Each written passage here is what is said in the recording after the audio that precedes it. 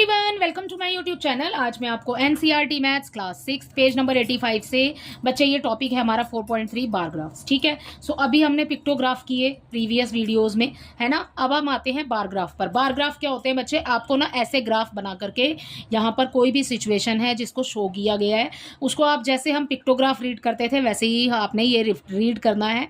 मतलब इसको समझ लेना है आपने थोड़ा सा, है ना। रीडिंग तो इसमें क्या ही करनी है आपने।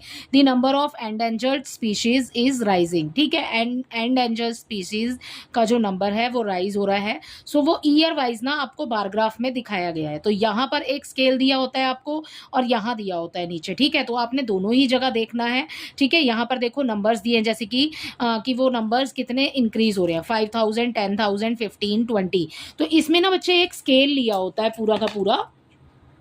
सो देखो यहाँ पर जो डिस्टेंस है बच्चे, जो बीच बीच में डिफरेंस लिया हुआ है वो कितना कितना हो गया, 5000, 10,000 मीन्स 5,000 का लिया हुआ है। ठीक है, सो आगे देखिए यहाँ पर नीचे हम देखते हैं, यहाँ पर लिखा है 2007, 2010, 13, 16, 19 एंड 22।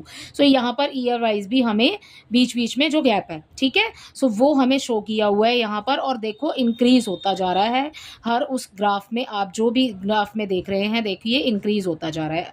ठीक है, so like pictograph, such bar graphs can help us to quickly understand and interpret information such as the highest value। मतलब हमें बार ग्राफ, पिक्टोग्राफ की तरह बार ग्राफ भी अंडरस्टैंड करने में, क्विकली अंडरस्टैंड करने में, किसी भी इंफॉर्मेशन को अंडरस्टैंड करने में हेल्प करता है। ठीक है, सो ये हुआ बच्चे आपका यहाँ पर बार ग्राफ। ठीक है, सो इस तरीके से दे रखा है। आते हैं अब अपने क्वेश्चन पर। Let's take the data collected by Lakhanpal earlier regarding the number of students absent on one day in each class. एक दिन में क्लास है आपके पास 1 to 8। ठीक है, 1 2 3 फर्स्ट सेकंड थर्ड फोर्थ। ठीक है, सो इस तरीके से 8 तक जा रहा है। नंबर ऑफ स्टूडेंट्स है जो कि एब्सेंट हैं क्लास के अंदर हर एक दिन, मतलब उस दिन में। ठीक है, हर एक क्लास में। ओके, सो फर्स्ट में है 3 स्टूडेंट्स, सेकंड में है 5 स्टूडेंट, थर्ड में हो गए 4। ठीक है, फिर ऐसे ही आपके पास 5th क्लास है जिसमें कोई भी स्टूडेंट एब्सेंट नहीं है।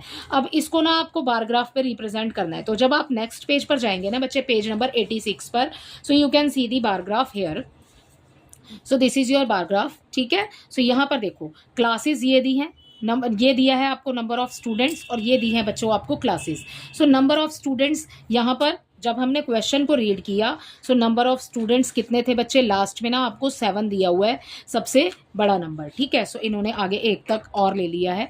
ठीक है, जितना नंबर आपको सबसे बड़ा गिवन है ना उस टेबल के अंदर, उससे 1 या 2 नंबर आप ज़्यादा ले लो। ठीक है, सो 8 तक लिया हुआ है यहाँ पर। उसके बाद क्लासेस है हमारे पास 1st to 8th। हम स्टार्ट करेंगे यहाँ पर 0 से। ठीक है, ग्राफ बनाना, और बीच का जो डिस्टेंस है ना बच्चे वो भी आपने मेंटेन करके रखना है। तो ये जब हम आगे क्वेश्चन करेंगे तो मैं आपको बताऊंगी कि स्केल से कैसे करोगे इसको। ठीक है, अभी हम देखते हैं यहाँ पर इस वाले बार ग्राफ को। सो यहाँ पर 1 unit length is equal to 1 student, ये लिखा हुआ है बच्चे, है ना। 1 यूनिट की अगर लेंथ है, मतलब 1 यूनिट, ये 0 से 1, 1 से 2। ठीक है, सो ये वाली जो लेंथ है ना बच्चे वो 1 यूनिट की लेंथ 1 स्टूडेंट ही है। ठीक है, सो ये हो जाता है बच्चे आपके पास में। यहाँ पर बार ग्राफ हमने देख लिया कि कैसे बना हुआ है, कैसे है। देखो फर्स्ट क्लास में कितने स्टूडेंट थे? 3 स्टूडेंट। तो इसको फर्स्ट से उठा करके, मतलब यहाँ 1 से लेकर के इसको 3 तक मैच कर दोगे आप। ठीक है, सो ये हो गया आपका फर्स्ट क्लास का। उसके बीच में ये जो डिस्टेंस देख रहे हैं ना आप, देखो सब में इक्वली होगा। ठीक है, जब हम आगे करेंगे तो हम इसको समझेंगे कि ये कैसे करना है हमने। अभी देखिए यहाँ पर सेकंड में कितने स्टूडेंट्स हो गए बच्चे?